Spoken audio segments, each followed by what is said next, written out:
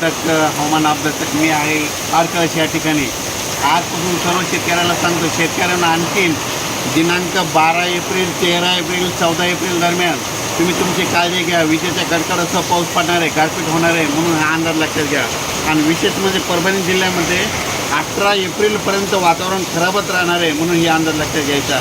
योगायोगानं आज मी काय झालं, पालवून तारकळशी इथं जात असताना इतका वादळी वाऱ्याचा पाऊस चालू झालेला आहे. या ठिकाणी थोडी गारपीट देखील आली होती, म्हणून हे देखील सांगू इच्छितो.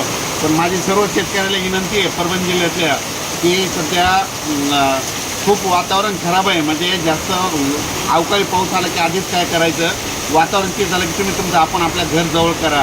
आणि विशेष म्हणजे सांगायचं झालं तर म्हणजे आता हे जवळपास 12 एप्रिल ते 18 एप्रिल दरम्यान वारं जास्त राहणार आहे, त्याच्यामध्ये पाऊस पण जास्त राहणार आहे आणि विजेचं प्रमाण राहणार आहे.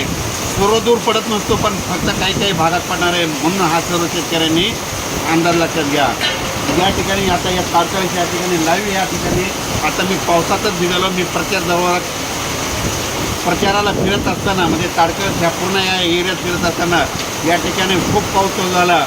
आणि विशेष म्हणजे या ठिकाणी पत्र देखील उडत असल्यामुळे आम्ही या तारकळस या ठिकाणी रोडवर गाडी उभा केलेली आहे. अचानक वातावरणात झालं तर परत एक निषेध दिलं जाईल.